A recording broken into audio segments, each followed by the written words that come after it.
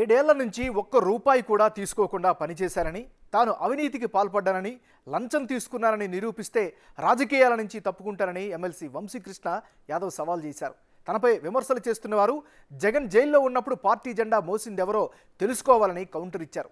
నమ్ముకున్న వారికి న్యాయం చేయడానికే పార్టీ మారానని వంశీకృష్ణ స్పష్టం చేశారు.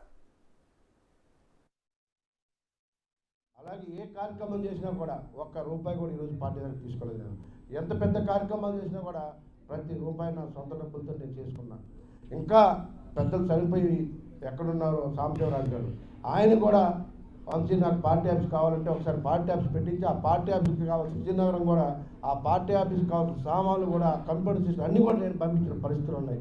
ఎన్నో జెండాలు కూడా నేను పంపించిన పరిస్థితులు ఉన్నాయి. తప్ప నేను ఎక్కడా కూడా ఈ రోజుకి పార్టీ దగ్గర నుంచి ఒక జెండా డబ్బుల సంగతి పక్కన పెడితే ఒక జెండా కూడా తీసుకోలేదు.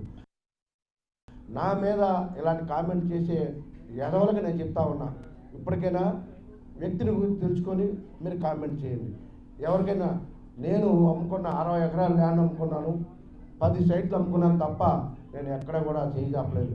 ఎక్కడైనా నా పొలిటికల్ జీవితంలో ఎక్కడైనా ఎవరి దగ్గరైనా ఒక రూపాయి కానీ, ఎక్కడైనా ఒక కాఫీ కానీ, టీ కానీ, ఒక ఫ్లైట్ టికెట్ కానీ చేయించుకున్నానంటే నేను రాజకీయాలకు తప్పుకుంటాను.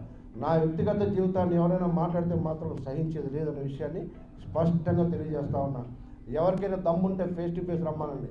నేను చెప్తా ఉన్నా, మీలాగా ఫ్లైట్ ఒకరి మీద ఆధారపడి బతకాల్సిన అవసరం నాకు లేదు. నా మీద కామెంట్ చేసేవాళ్ళు చెప్తున్నా, మీ బతికేంటో మీరు తెలుసుకోవాలి తప్ప ఇంకొకరి మీద మాత్రం కామెంట్ చేయడానికి సాహసించొద్దు. అయితే అందరిలాగా తోక ముడుచుకొని కూర్చునే టైప్ కాదు నేను ఎంత కామ్గా ఉంటానో అంత గట్టిగా గిఫ్ట్ ఇస్తుంటా. మీరు ఎవరు వంశీని తక్కువ అంచనేసి నోటికి ఏమైతే పారేసుకుంటే ఊరికే కూర్చోడానికి నేనేమన్నా దద్దమ్మను కాదు.